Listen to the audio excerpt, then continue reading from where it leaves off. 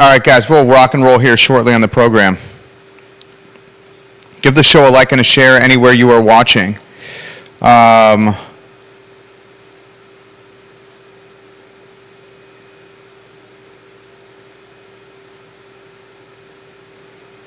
We have a lot to cover on today's show, the Thursday edition of the program, as markets are rallying aggressively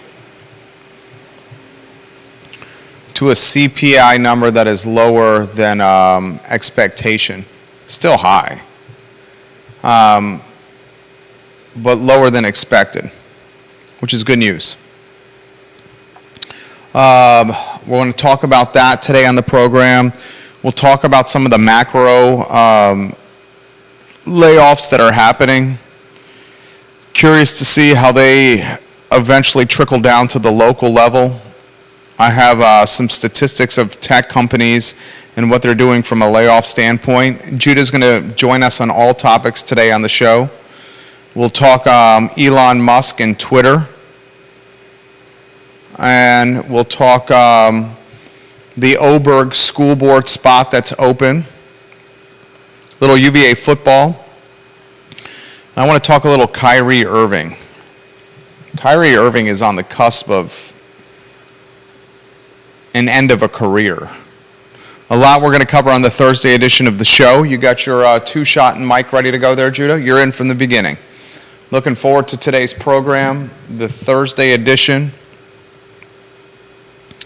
On a chilly afternoon in Central Virginia, winter is knocking on Central Virginia's door. J-Dubs, things are looking pretty good. Once we get that two-shot and the mic in front of you, we can rock and roll when you're ready. Quiet on the set.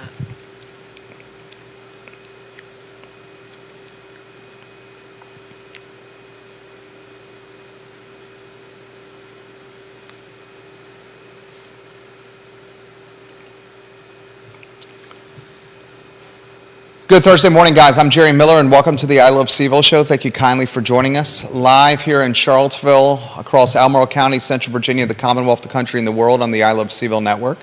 Great to connect with you guys on a Thursday afternoon from downtown Charlottesville. A lot to cover on today's show. I want to talk local topics like school buses and transportation. Next week, look at the temperatures. Every morning we wake up next week, the temperatures are below freezing.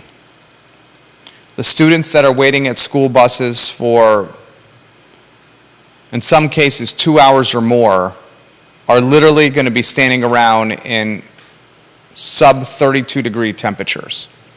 I want to put that on everybody's radar. And speaking of schools, there are 8 days left for someone in Whitehall, the district here in Central Virginia and Albemarle County, to apply for David Oberg's school board spot. He surprisingly resigned in the last school board meeting, and there are now 8 days with a deadline of 5 p.m. Friday, November 18th, to apply for this spot, to get on the school board, and to civically engage as a potential leader or vision crafter of ACPS, Albemarle County Public Schools, and the many issues they have. The expectation is a successor to David Oberg will be appointed and named at a public hearing on December 15th. The new board member will take office on January 1. So we'll talk about that on today's show. I want to talk about the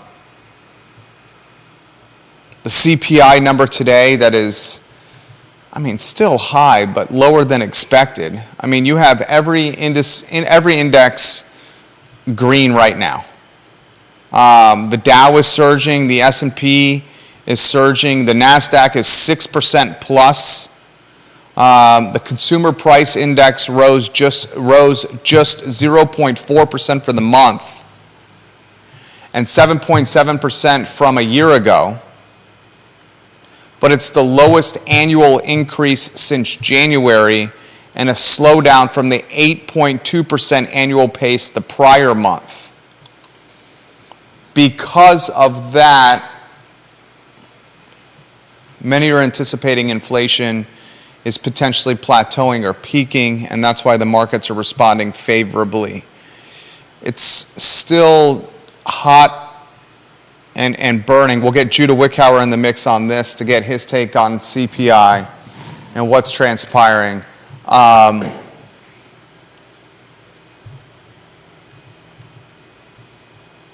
7.7 is not low. And I understand it's lower than expected, Judah. First, good afternoon. This number still is extremely concerning. Yeah. Yeah, I mean, obviously people are ODing on hopium right now. You said ODing on what? Hopium. Hopium? Yeah. You're saying this is hope? Yeah. I mean, clearly, we all know the CPI number is higher. Alex said it well when he talked about the fact that Alex Erpe, CEO, Emergent Financial Services. You can't take out food and oil, gas, and say that everything is fine. Anybody that shops at a grocery store, which is pretty much all of us, unless you leave it to someone else in your family to do, everybody knows that you're not going to escape the worst of inflation and at the pump or at the grocery store. I encourage everybody, I think there's a lot of truth to that. If you have any propane with your house, fill the tank now.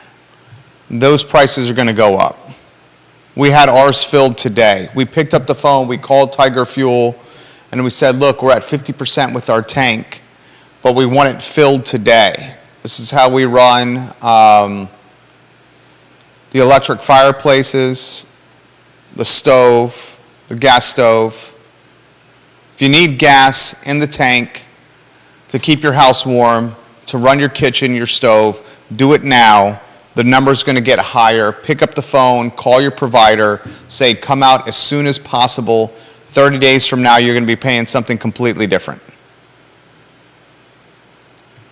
I am trepid to champion or to celebrate what's happening macro stock market today. You got the Dow up 2.5 points, 2.6 to be exact. S&P 4+ points it's up, and the NASDAQ is flirting with 6% increase. The Russell 2000, 5.5% increase.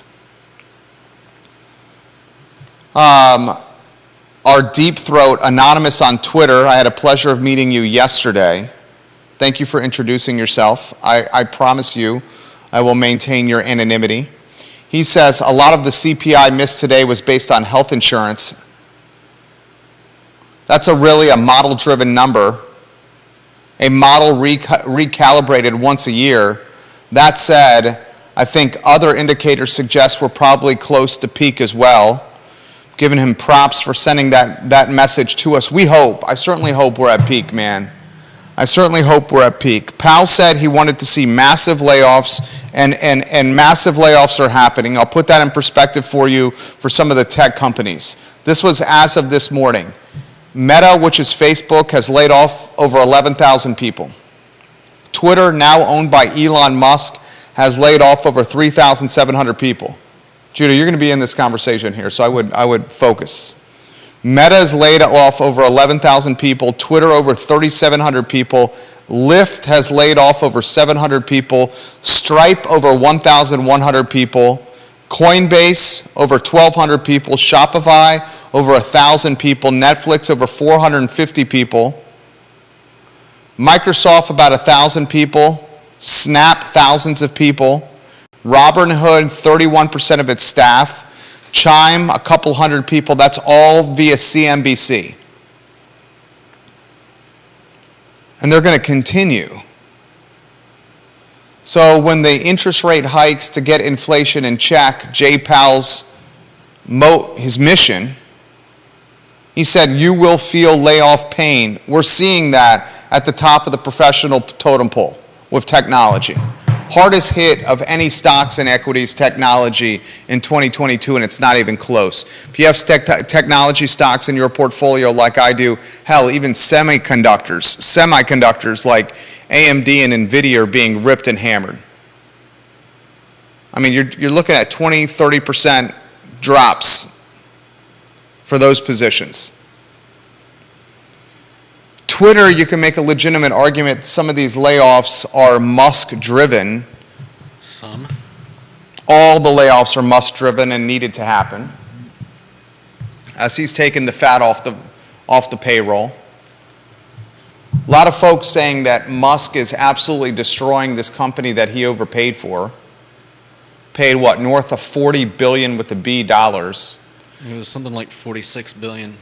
46? I thought it was 42. Twitter purchase price. Might have been 46. 44 billion, right in the middle. A lot of people saying it was worth 12 or 13. When you get rid of all the bots.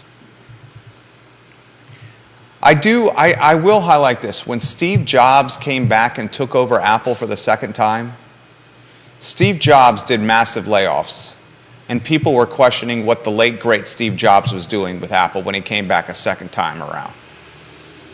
Anytime you bring in someone like a Musk or a Jobs, I mean, Schultz at Starbucks is another example. These guys aren't playing the friendly game. They're not friendly people. Being a number one at a company is not about being a nice guy. It's about keeping the company in operation so people can get paid. And Twitter, let's cut to the chase, was hemorrhaging money. Hemorrhaging money. And its daily active users were dropping. And I understand that Twitter is, of all the social media platforms, maybe you make the argument the most like a town square. You give me that? Twitter is most like a town square. What's confusing about that? I didn't say it was confusing. I just, sure, if you want it, take it. Which social media platform is most like a town square?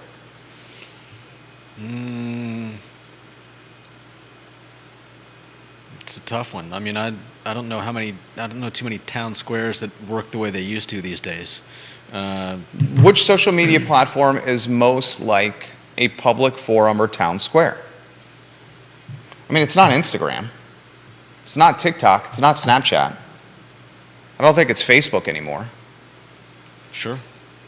I mean, what is your suggestion? Which one do you think it is? I guess Twitter works for that. You're talking about just a bunch of people shouting in the center of the town square, hoping somebody hears them? I think Twitter's the most like a town square of all of them. All right. Which one do you suggest if you don't think it's Twitter? No, I think Twitter's fine. So you think it is Twitter? Sure. Okay. So Twitter, most like a town square, we're both in agreement here, of all the social media platforms. Do you think he's doing a bad job? Do I think Musk is doing a bad job? Yeah. I mean, what's your take on this? I mean, it's hard to say what his end goal is here. His end goal is to make money. We know that. Okay. He's paid $44 billion for something. He needs to get a return on the investment he made. He sold a lot of his personal Tesla stock to make this happen. I mean, his end goal is to make money. That's being a little simplistic, but... I mean, it's a business. Yeah. Every business's end goal is to make money. Yeah, but if Musk wanted to make money, there's no reason that he would buy Twitter. I doubt he made the purchase just to make money. I mean, I disagree with that. I think. So you think the only consideration was making money? I think one of his he spent $44 billion. I know. I mean, what was Elon Musk's net worth before buying Twitter? I mean, what was the net worth? 200 billion? He spent over 20% of his net worth to buy this company. Yeah. I would imagine that if you're spending over 20% of your net worth and selling stock in your primary entity, Tesla, to do this, that you're probably focused on making money. And do you think that was a smart move of him? I think Elon Musk overpaid. I think Elon Musk is driving advertisers off the platform very quickly. I think his idea of monetizing Twitter with this $8 monthly fee, this $8 subscription, is time will tell if that plays out. I'll pay the $8. I'll pay the $8 to get a flavor or feel for it. But I do 100% believe that Musk bought this company to make money. Well, then it sounds like he's doing a pretty poor job of it. Yeah, I mean, it's been a week, 10 days. And eventually we're going to localize this to Charlottesville because a lot of the news originates in Central Virginia, in Charlottesville, in the Twitter sphere. And what you're seeing with Twitter is with Musk, who is undoubtedly a capitalist. I mean, he's a capitalist. He told people before the midterms, Elon Musk did, to vote Republican. He's in the business of making money with SpaceX and Tesla. To say he wouldn't be in the business first to make money with Twitter is not, realistic, especially with someone who's spending 20% of his net worth to buy the company. And I want to relate it to a Charlottesville standpoint here in a matter of moments. I've been watching on Twitter as those with very different ideologies from Musk are leaving the platform by the hundreds or thousands. Locally, and I'm talking locally. People with the ideology different from Musk are leaving by the millions, although Musk said a few days ago that Twitter just had its most traffic it's ever had in the history of the platform. Let's tie it to Charlottesville. What's the type of news, or what do you think is the predominant user of Charlottesville and Central Virginia Twitter? The predominant user in Central Virginia of Twitter? Who would you say? I certainly don't know who the predominant user is. If there was a user in Charlottesville or Central Virginia that used the platform the most, what do you think are the common characteristics of those? I have no access to any information on who's using it. If you say everybody who's using Twitter, I'd say Charlottesville and Central Virginia Twitter leans left and leans socialist. Charlottesville, definitely. I don't know about Central Virginia. Charlottesville and Albemarle County are the predominant density of Central Virginia. If you took Albemarle County and the city of Charlottesville from a density standpoint, that's 65% of Central Virginia. Say Central Virginia is roughly 300,000 people. Charlottesville City is 50,000 people. Albemarle County population is 113. So you're looking at 60% in two jurisdictions. I would also bet that the majority of Twitter users in Central Virginia fall in the county of Albemarle or in city of Charlottesville. So this is where I'm going with this. I think the predominant place for news to originate in Charlottesville, Albemarle County, and Central Virginia is Twitter. Musk, a capitalist who's invested, call it 20% of his net worth into buying this platform, more than 20% of his net worth to buy this platform, is going to try to figure out how to monetize it and make some money with it. And as he implements these changes to Twitter, you are watching as left-leaning and socialist-leaning individuals are asking themselves if this is the right place for us to share our values, our ideas, and our storylines. So one trend that I'm watching is how will social media habits change based on who has purchased the platform? Of all the folks, back to a two-shot with you, and we'll just keep it on a two-shot. It's been on a two-shot. Of all the folks that own social media platforms, which is most politically minded? Of all the people that own them, Yeah. so like Musk and Zuckerberg. which one of those people is most politically minded? Yeah, I would say it's Musk, right? Just based on his recent comments, yeah. Who else would be there with him, do you think? I mean, Zuckerberg is really not politically... Of all the faces of the social as I media know. companies, it's Musk. I mean, Musk is now an owner of a social media company. I mean, you own a social media company, that's like owning, like, from a sex appeal standpoint or from a pedigree standpoint or a prestige standpoint. What is on the same level of owning a social media company? Maybe an NFL franchise? And the social media companies Building are a trading rocket for that- considerably more money than an NFL franchise. What's on the same level of owning a social media company? Building a rocket, going. What's that? Building a rocket and going to space. So SpaceX. Yeah, I'd say that that measures up there. You think? I think a lot more people in the world know the brand Twitter than they know the brand SpaceX. Okay, you didn't ask about brand recognition. You I asked about sexiness. prestige and sexiness, which is brand recognition. Yeah, but Prestige is brand recognition. Those are synonymous. okay, but I doubt Musk is rubbing elbows with the somebody that wouldn't know what SpaceX is. I don't see that. Social media, I'm just basically saying, if you own a social media company, what other things can you own that have that level of prestige of a social media company? If you want to make a point, go ahead. Oh, I'm asking. I responded. So you say SpaceX. Yeah, I don't know. I'm not sure where you're going with this, so I don't know how to respond. Do you know the name of Jeff Bezos' space company? It's Blue something or other. Here's my point. Blue Origin is the name.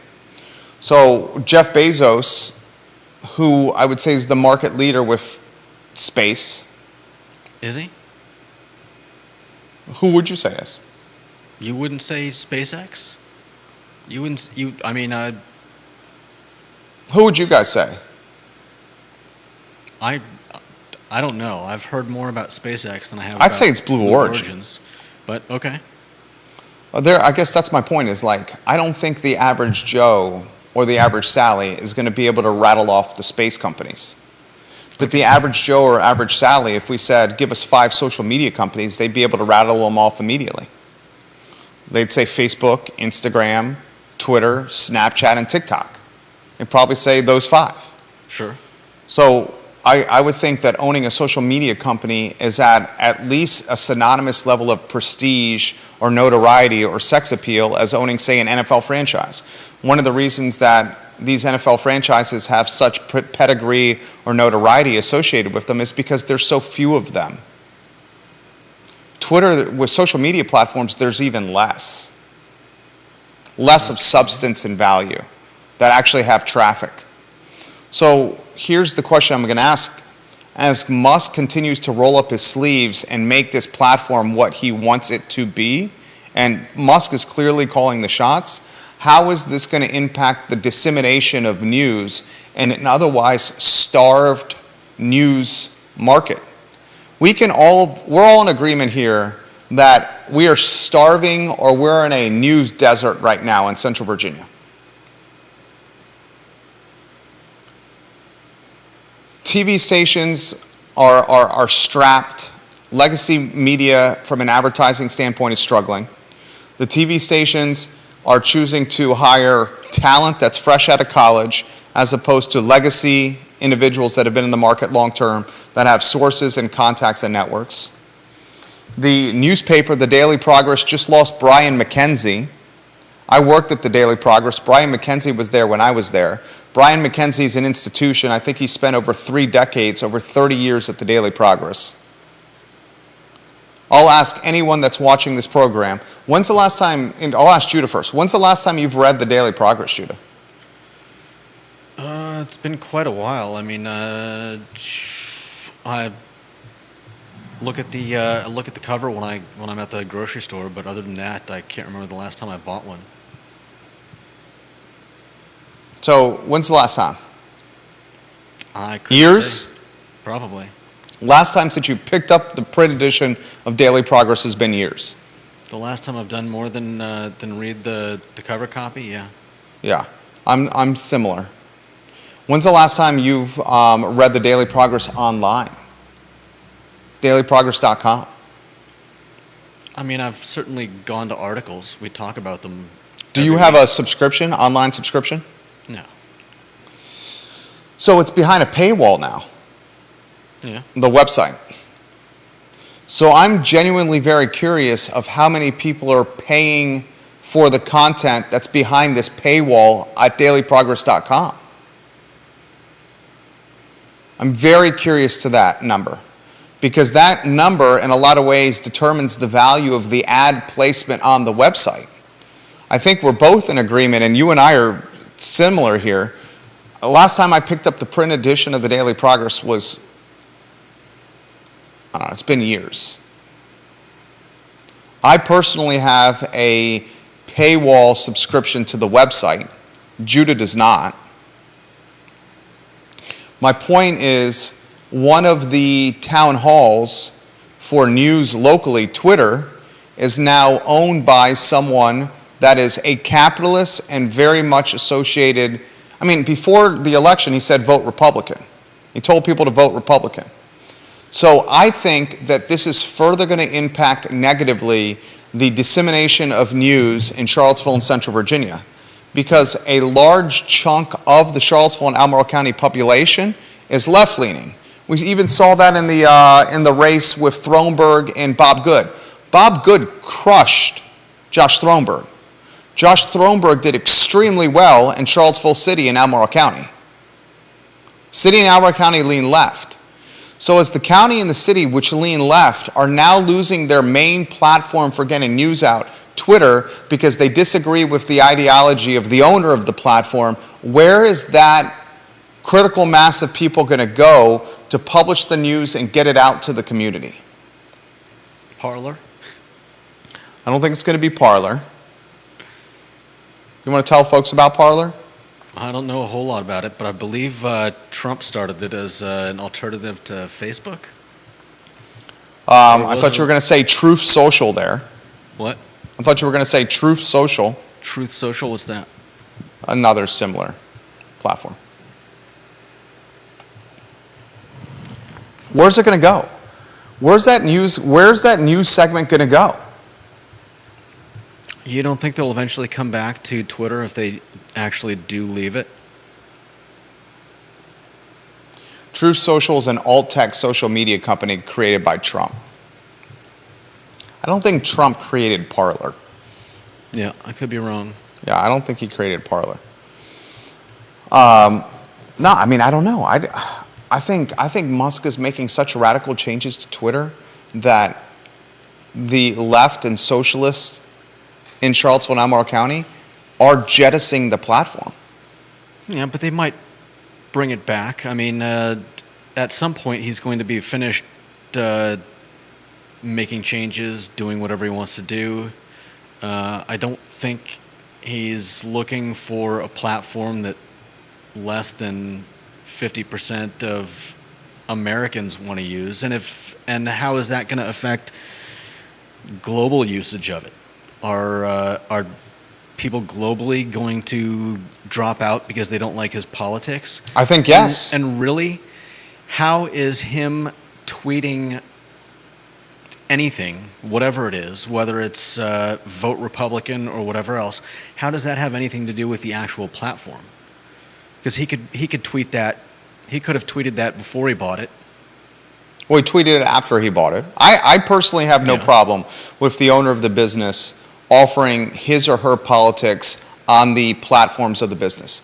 I Yeah. own this business. I talk opinion, politics, and perspective 5 days a week. It's not what everyone agrees with, and if people disagree, I'm fine with that. I have no now Musk obviously has much greater scale than we do here with what we're doing. Okay? I have no problem with the owner of the business doing this. Will there be collateral damage? Yes. And I think the collateral damage is a large chunk of the people are leaving the platform. I'd like to localize this since it's the I Love Seville show, and I'm going to ask the viewers and listeners this question. What is going to happen to an already news desert, which is Charlottesville and Albemarle County in Central Virginia, when the Twitter platform is now being run by a staunch capitalist, and this staunch capitalist is alienating many people that are the opposite side of the political spectrum of him? From a Charlottesville and Central Virginia standpoint, my fear is the desert, the news desert we're in, is going to become more deserted. So And it's going to become more scarce. You're saying that all those people are just cutting off their nose to spite their face? I think they feel very disenchanted and disenfranchised and alienated and angry that a platform that they have spent so much time creating content within and building networks and connections and followings is now a platform that's owned by their political ideology opposite. Okay.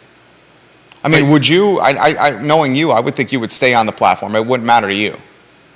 I mean, I don't know. I'm not really sure why it matters, why it would matter to. I know it does matter to people, but I'm not sure why it matters to people that the owner believes this, that, or the other. I know. Because they have pride. Those are their beliefs. That's what they stand for. Yeah, but so what? I get it, but it does. In terms of not using a service. Out of curiosity, have you ever boycotted a product or service or business because of what they stand for politically? A good example is a lot of people boycott Chick-fil-A because of some of their political beliefs.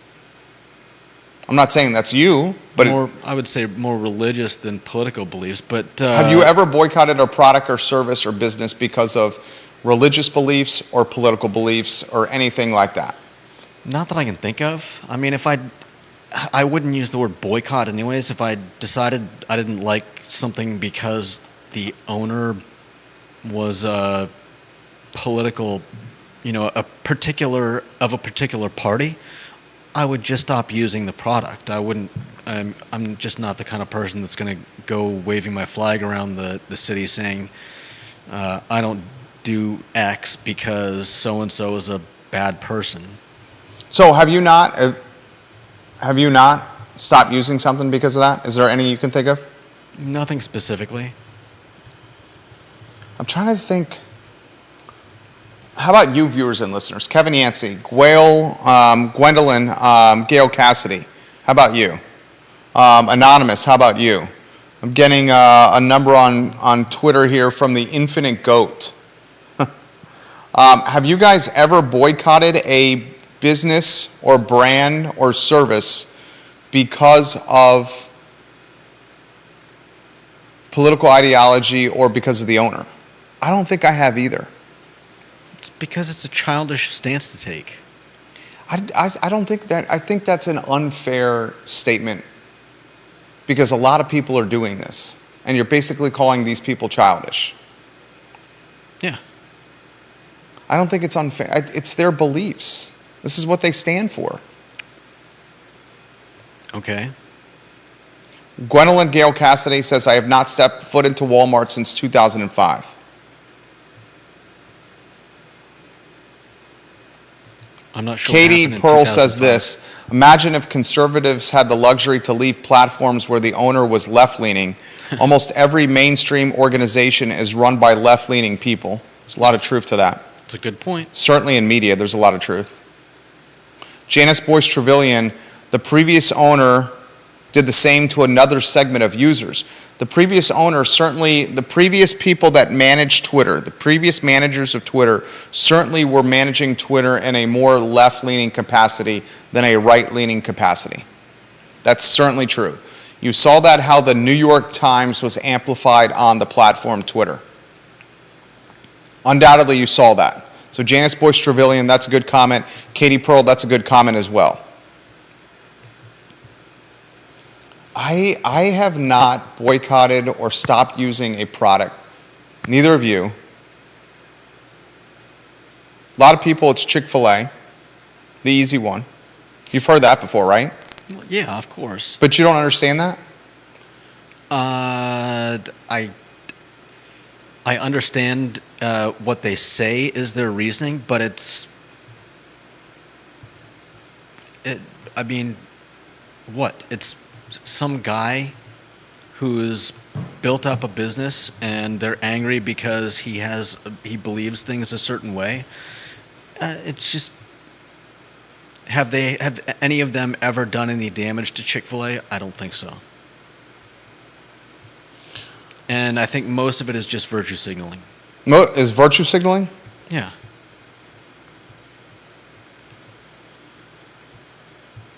I mean, the owner of Chick-fil-A has got some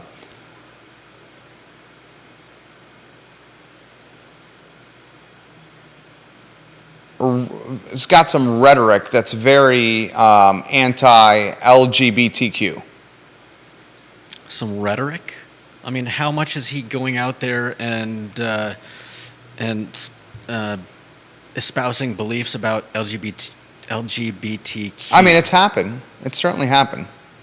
But is it him going out there and trying to make a statement, or is it people taking something that he has said somewhere to someone and trying to vilify him because of it? Well, I mean, here the follow-up question to that be, when you have a brand that is nationally or globally is recognized as Chick-fil-A, should the owners be vocalizing political beliefs at all? It's a good question. Here's a great segue to this, and then I want to localize this. What business locally in Charlottesville or Central Virginia has an owner that is extremely vocal about their political beliefs? Not one that survives very long. Can you think of any?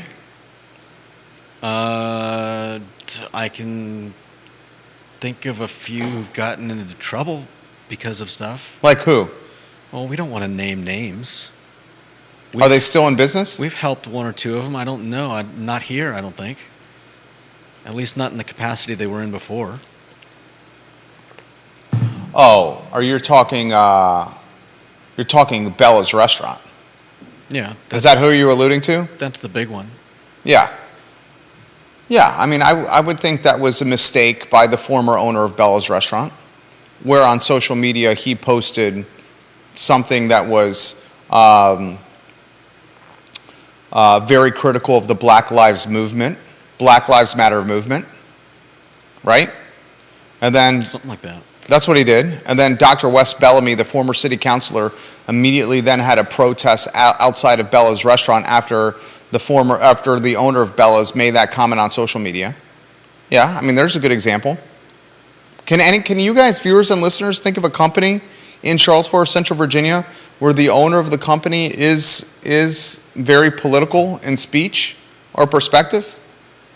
Like I said, not. Do you think of any other ones? That was a good one. That was one that you just came up with. That was a good one. But why would anyone with even the slightest bit of savvy is not going to? Chick-fil-A did, and they have savvy. Yeah, but Musk did. neither of them are local.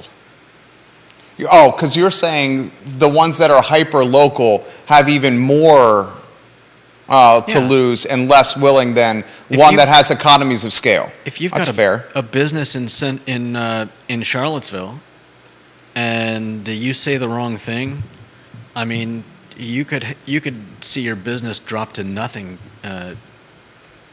like that. Which is why I'm pretty sure most people are either not going to say anything or just pretend they're left leaning. Carol Thorpe, Chick-fil-A in Charlottesville thrives. While 85% voted for Throneburg, there's still a consistent line at the drive-thru. I think a lot of it is quiet hypocrites. They still order from their cars. There aren't enough conservatives in Charlottesville to keep that restaurant open. Yeah. I think there's a lot of truth to that. Most of the people engaging in protests, and I think they're just being childish, and they're virtue signaling. Katie Pearl says, "Look at me! Look what I can do!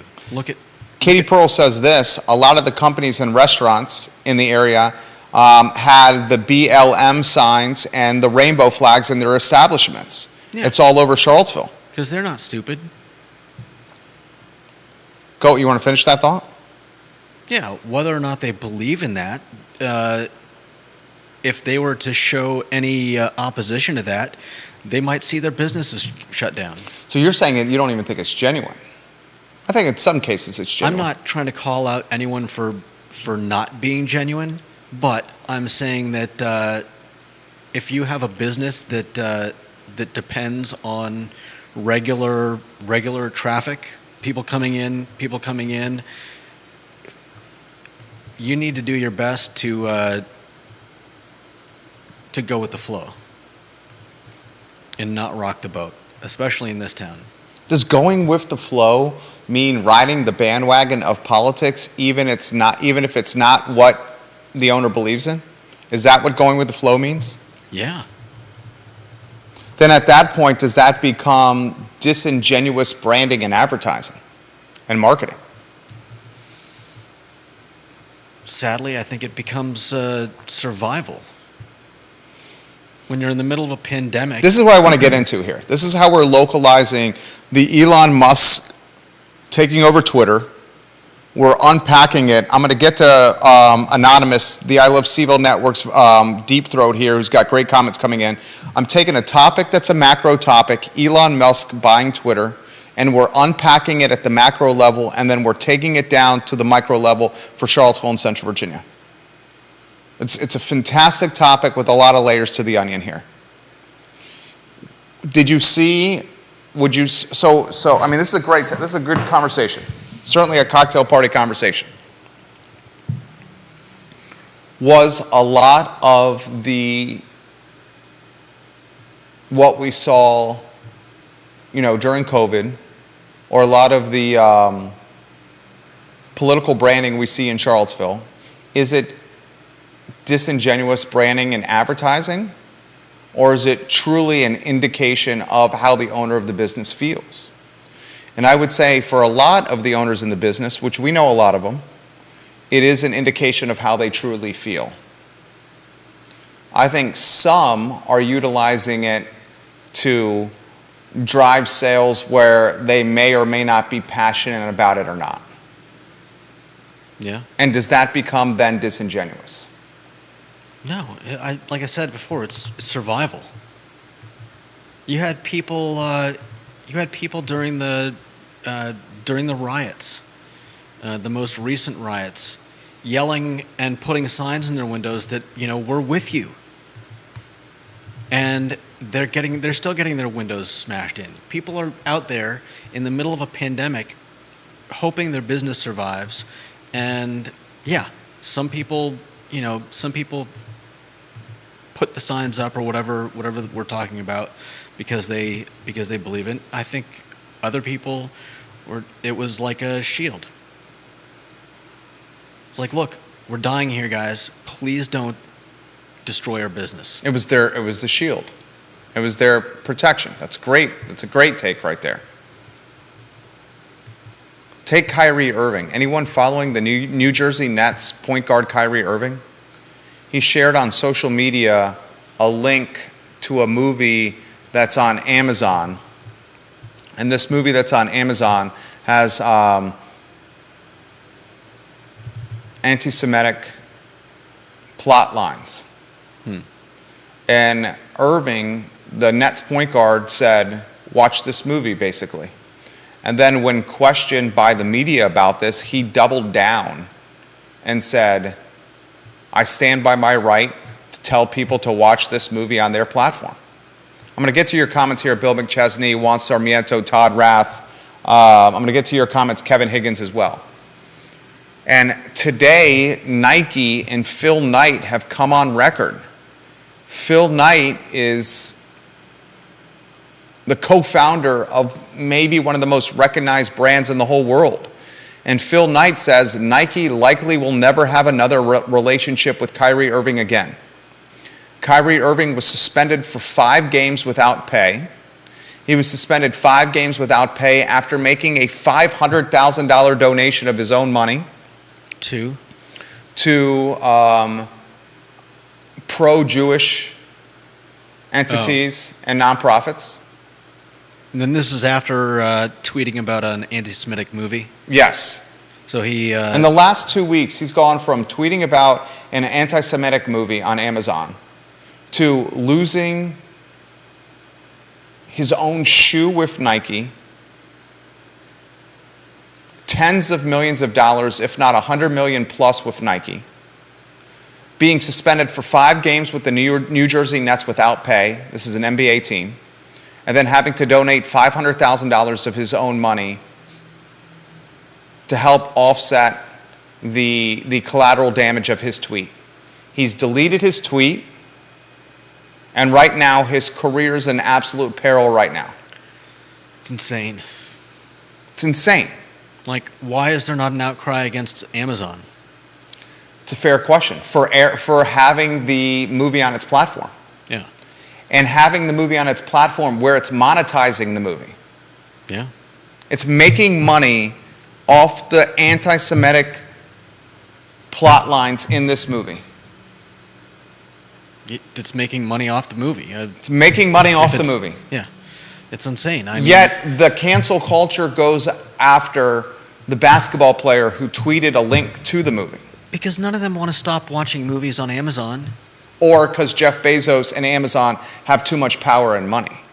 All the above. That too, yeah.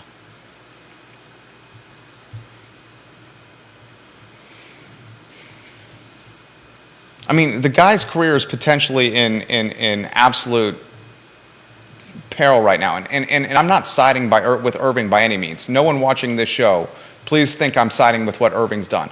Kyrie Irving is a bonehead. This is the same guy who thought the world was flat and not round. This is the same guy who was utilizing his platform to tell people not to get vaccinated. Okay? He's got a lot of boneheaded stuff Kyrie Irving has done in his past. And do we know that the tweet was that he likes the movie because of its anti-Semitic? I mean, I've never heard of the movie before today. I'm curious whether the entire movie is just blatantly anti-Semitic or if there's something else that he got from it. I mean, the entire movie is not anti-Semitic. There are aspects of the movie that are. So did his tweet, was he advocating for the anti-Semitic part of the movie in the tweet, or was he just saying, I like this movie? He was saying, you should watch this. Yeah. Poor guy. I mean... To watch this is what he was saying. Yeah. That's what he was saying. Let's get to comments. McChesney says Twitter is, from a town hall standpoint, maybe Twitter or the Neighborhood app. Neighborhood app is a Nextdoor. Nextdoor can be a scary place. Nextdoor. Juan Sarmiento says, I would say his purpose for buying Twitter was to somehow create a forum where free speech or any speech would be allowed. He realized he overpaid and is now backtracking and trying to figure out how to make money. Yeah, it sounds a little more like it to me. Bill McChesney says, we quit our Daily Progress subscription because the content was minimal and delayed compared to other digital sources. We keep the Sunday edition for the coupons. Todd Rath brings up a good one. Denver Riggleman, Silverback Distillery, great dude, great family, great leader, as someone locally who's utilized his business to voice political perspective. That's a good one. Yeah, and he's paid for it. He's certainly paid for it. Certainly paid for it. And in fact, he didn't even pay for being political. I think he paid for paid for being apolitical. He paid for it from a political career standpoint when he officiated a gay marriage. Yeah. When he officiated a gay marriage, he basically got blackballed by the Republican Party. And because he officiated the gay marriage and got blackballed by the Republican Party, Bob Good rose from the ashes, and now Bob Good and his camp have a stranglehold on the GOP in the 5th District. Yep. That's what happened. Yeah. And a lot of what Riggleman's come on this network Wonder how before. many people wish we had Riggleman back. Well, I was going to say, a lot of people, Riggleman is much more centered. Yeah. Much more centered than the incumbent and the congressman who's going to run for another couple years. Mm-hmm. Kevin Higgins says, how about the ACSB, Albemarle County School Board, and its decision to restrict the use of certain pronouns? Most parents don't have the option to move kids, but I can tell you without question the water is boiling. He brings up the Albemarle County School Board as an entity that's gotten political. Now, to the school board's point, is the school board not in some way supposed to get political? Is the school board supposed to get political? Is the school board supposed to completely distance itself from politics? I mean, And are now politics so much part of education that it cannot do it? I mean, think about the main landmines in schools right now. The main political talking points. They're the school buses, transportation, transgender, curriculum, teachers quitting, violence in schools, and SOL performance. Those are the topics. Okay. I'd say a good bunch of them are political. Are they not? I mean, schools are a political landfill now, a political landmine. But that doesn't mean that they should be.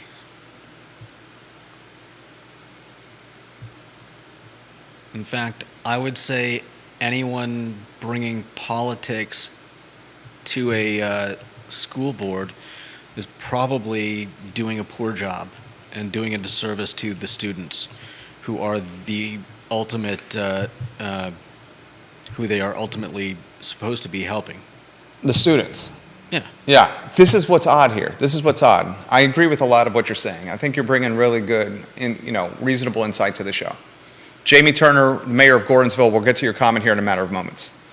People run for the school board without party affiliation. And that's the way it should be. And It's the way it should be. And they should leave their party affiliation at the door when they meet. But it's us as constituents and voters and parents that are branding the candidates with a party affiliation. Someone that runs for school board will get branded by voters as either a Democrat or a Republican. Like when we talk about the school board now, we talk about 7 Democrats on the school board. You even see it in Do we talk about them that way because of things they've done outside of the board, or do we talk about them that way because of things they're trying to push, for instance, renaming the schools? I think because of things that they're doing while on the board. Yeah. Don't you? Which means that their labeling doesn't have anything to do with who they are. Oberg's in a second term. Graham Page is in another term.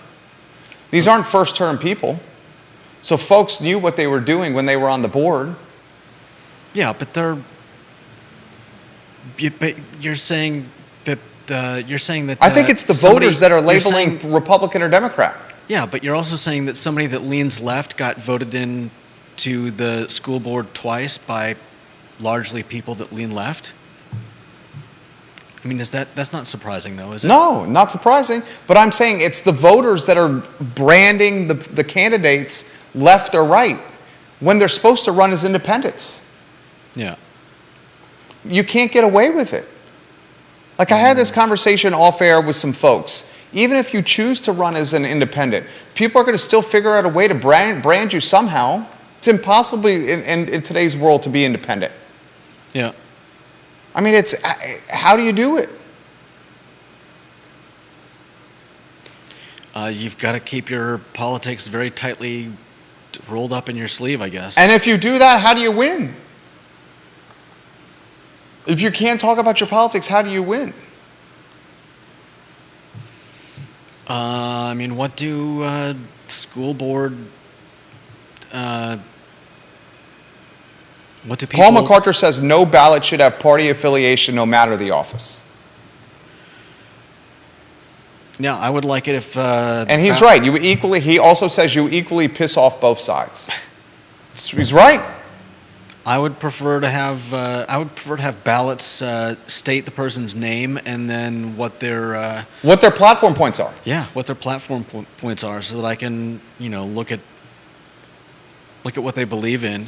But and I can would the world you could allow even that, take though? you could even take a snapshot of that and hold them to that. But would the world allow that, though? Everything is branded in this world. Jamie Turner, Culpepper's finest. The New Jersey, the Brooklyn Nets. The Brooklyn Nets have given him 6 things, Kyrie Irving, that he has to do before playing again. All of which were crafted with the knowledge that Irving would be unlikely to complete all 6 and then be released. Then other general managers want nothing to do with him. Are these like Hercules? They know that Kyrie Irving is such a prideful alpha dog individual that he's not going to complete these tasks. When he does not complete these tasks, he's going to be released by the Nets. And then when he's on the waiver wire, he is not going to be picked up by another team. The man's career is literally on the cusp of being completely canceled, and he is one of the best basketball players on the planet. And what he did to cancel his career, when it's all said and done, is tweet a link to a movie that's on Amazon. It's crazy. And his politics are completely different than mine. And I think Kyrie Irving has done a number of boneheaded mistakes. And these other boneheaded mistakes he's done have snowballed and crescendoed with this one. And because of the world is flat, he doubled down, tripled down, saying the world was flat. And because of his anti-vaccination mindset, he refused to get vaccinated, to the point where he was sitting out home basketball games because the state of New York said you had to have a vaccine to be inside. So he said, all right, I won't play home games then. Okay? He's got a prima donna difficult image. And because of that prima donna difficult image, the NBA and the people in power are using that against him to get him basically out of the league. This tweet he did that was anti-Semitic, or tweeting that people should watch this movie, it's been snowballed with everything else he's done in the past. And he is going to potentially lose his career. Unless he can complete their Herculean labors. He's got to defeat the Nemean lion. He's got to clean out the stables. Yeah, Kevin Yancey. He's going to become the Colin Kaepernick of the NBA. I think there's a lot of truth to that, Kevin Yancey. Colin Kaepernick, the quarterback for the San Francisco 49ers, who had his career ended prematurely by people in power. Paul MacArthur, as a voter, you should know that before going to vote, if you are an educated voter, then you should know the names of who you are voting for without their party affiliation or policy point on the ballot. That's another good comment for Paul MacArthur. I think you'd be a fantastic school board member. I say that all the time. The unfortunate nature of 2022 and this digital society we live in is people want to label people. We're in a labeling people world. And if you run as an independent, you're going to get labeled an R or D. Don't you agree with that? We're in the branding business. This is what we do for a living, manage perception. Labeling is not an inherently bad thing. But yeah, people are always going to... Labeling is a slippery slope. It's judging a book by its cover. It's jumping to conclusions. But throughout the course of human history, there's a reason we label and put things in boxes, and it's never going to change.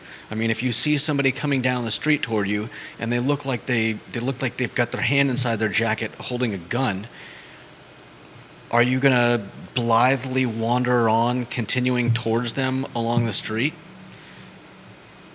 You've got to make a choice. And throughout our lives, everything that we're taught teaches us to make snap decisions based on information that we have on hand. And part of that is labeling. And it's not an inherently bad thing. But when you start, othering, it's a term I learned from someone a few years ago, then yeah, it can be dangerous. Othering, you taught us that term. Yeah, when you start putting everybody into like them, they, those people over there, you make them less than human, and make it easier to inflict upon them whatever you feel is necessary based on their differences. It's very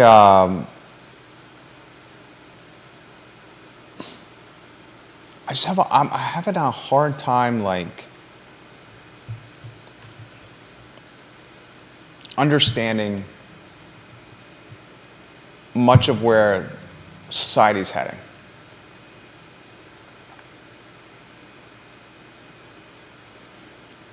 You said it well. Amazon's making money on this movie.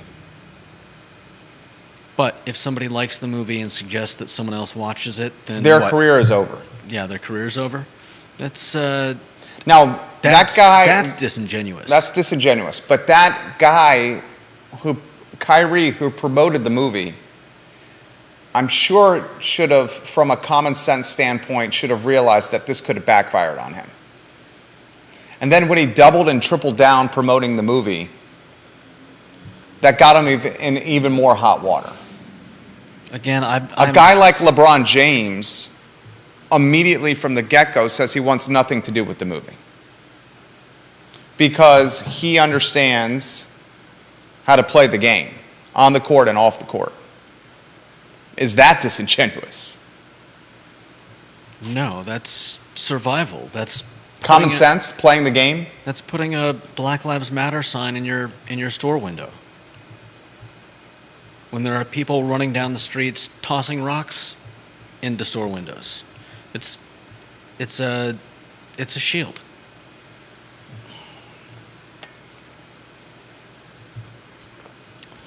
I mean, It starts, and this whole conversation started with Elon Musk buying Twitter. yeah.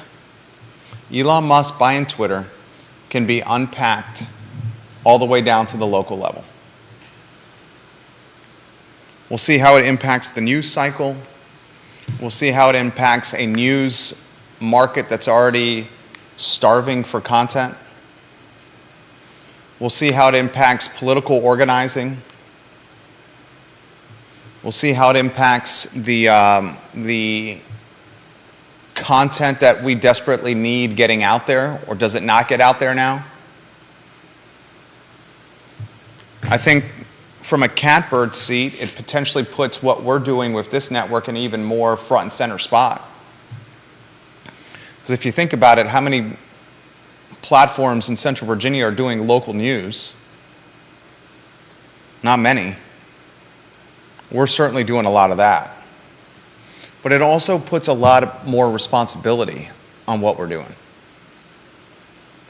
And I feel that pressure. I don't know if you feel it. No, I don't. I feel it. Because we're not journalists. People are counting on us to bring news to them. Yeah, but we don't bring all the news. We've certainly been bringing a lot. Yeah.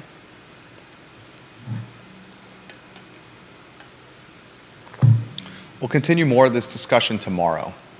I want to welcome somebody from the Media Studies Department at the University of Virginia to the show to help us unpack this as well.